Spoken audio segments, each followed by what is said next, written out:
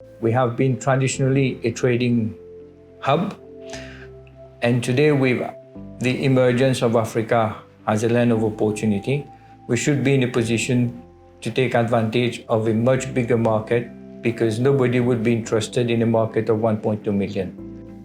The EU Blacklist is a long story of politics and various factors included.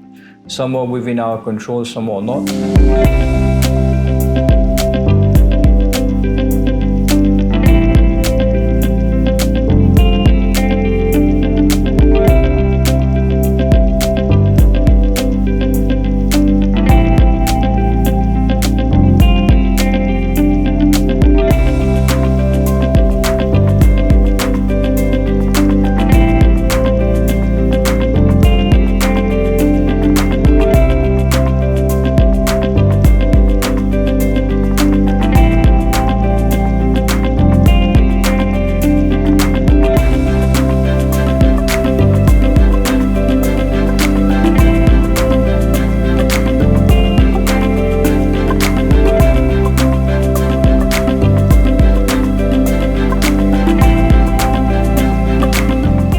Mauritius, over the years, have been very much an open economy that have embraced globalization, and being a small island, has always turned itself into an export-led economy, be it for manufacturing of goods, exports of sugar, financial services, and tourism.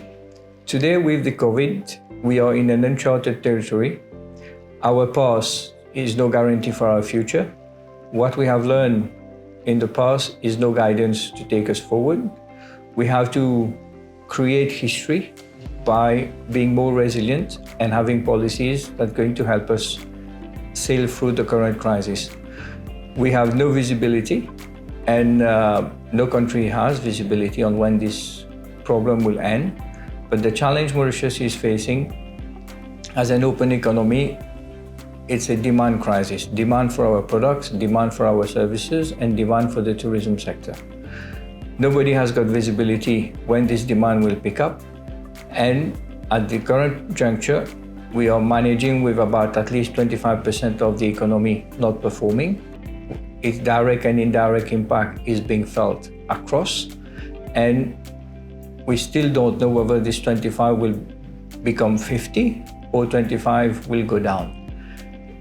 There's no clear forecast, and even what our main traditional market like Europe, especially England, France, and Germany, are facing severe crisis, much more than Mauritius. But in terms of economic impact, they are managing, but they are bigger economies as well. But we don't know when they will be able to open for business for us.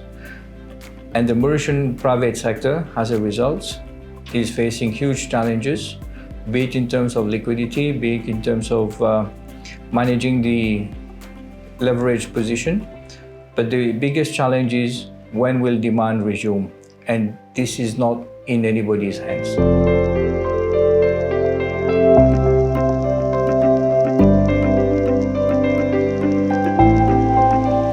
Look, the economy is already well diversified today in terms of agribusiness, financial services, textiles, tourism, and more we are seeing new sectors emerging.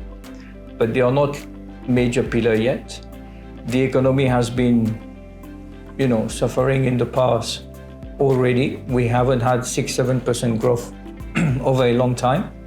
But the challenge is not only about Mauritius, the challenge is how do we go forward from the positioning where we are in. We have been traditionally a trading hub, and today with the emergence of Africa as a land of opportunity, we should be in a position to take advantage of a much bigger market, because nobody would be interested in a market of 1.2 million. So unless we carry that business linkages with Africa, we will not be able to attract major investments.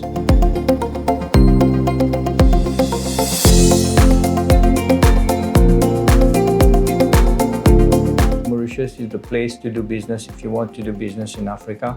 because as a financial services center of substance and repute, you can structure your investments out of Mauritius, you can bring in your equity, raise your debt out of here, and use Mauritian professionals to get access to the local knowledge which exists, and also be the linkages with especially the east coast of Africa.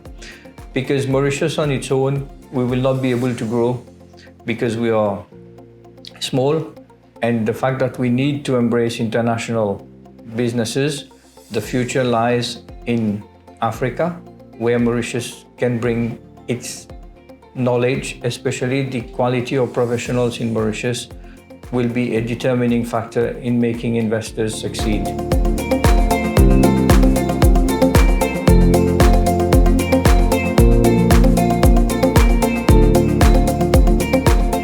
African countries, you can't look at Africa as one. It's 54 countries, 54 markets, 54 jurisdictions, 54 fiscal environment, 54 different cultures. I mean, some countries, depends which industry you want to look at. If you're looking at a fast-moving consumer goods, you will probably be looking at Nigeria because it's a huge population. But if you're willing to look at a long-term bet, you'll probably be looking at Ethiopia, which until recently was showing great signs. But now we are hearing some political trouble that may result in a civil unrest. South Africa remains a first world in the third world. And there are opportunities there with but still it remains politically a hotbed. You look at the East Africa belt. The interesting thing is if you invest in Kenya, you are basically investing in 5 countries in one go because of the East Africa community. The same thing if you invest in some countries in West Africa, it's like you go through the whole regional grouping of the ECOWAS. It depends where you're heading. For us, at Kick Advisory, we tend to favor countries which has a vibrant private sector.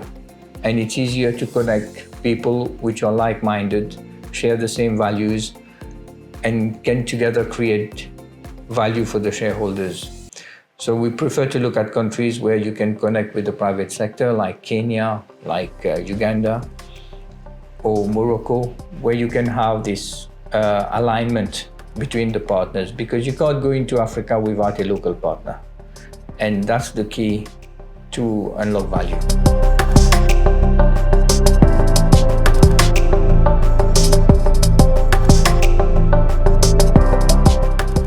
The EU blacklist is a long story of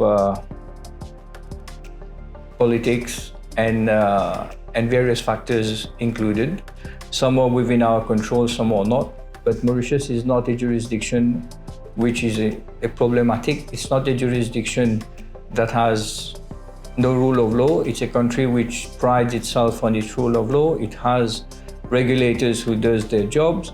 We have professionals who are doing the best of their ability to deliver on international standards. Unfortunately, this blacklist is a result of a number of various issues which have so far already been addressed, and it's a temporary blip. I'm pretty convinced that early next year we should be back on the list where we should be. And Mauritius has always been open for business. Even during COVID, business has continued. Companies have continued to be incorporated in Mauritius, unlike other jurisdictions. And blacklist or no blacklist, Mauritius has survived over the last 6 months. And there's no reason that the financial services will not continue its growth over the next few years.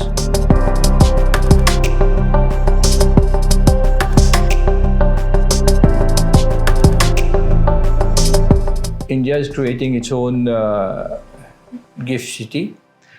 I think Mauritius has developed expertise in administration of companies. I don't see gift being a major threat. In fact, if we look at it properly and analyze it, it could be an opportunity for Mauritian companies to grow internationally and bring our expertise, especially about India investments, which have been the core of the Mauritius financial services over the last 25 years. This expertise, this knowledge can be useful if Mauritian companies does invest in India.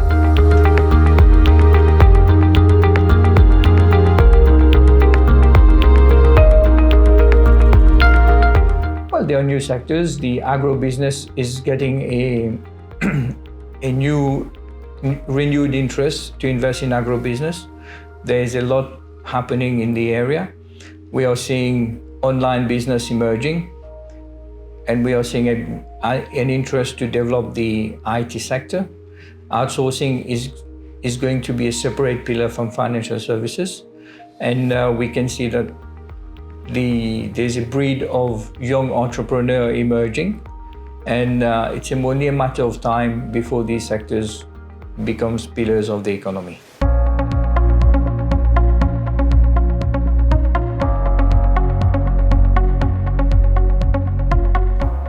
Well, it depends how we open the economy. Foreign investors are looking, especially South Africans, are looking to move to Mauritius. We need to attract not only investors, but also people who are going to be here as residents, because we need to create a dynamism in the consumer markets. We need people who are high net worth and have the ability to spend, to come here, live here and spend, because Mauritius does offer a quality of living which you don't have in many parts of the world. And if we can attract a number of families, high net worth, probably about 10,000 families, that should create a major cascading effect in the economy.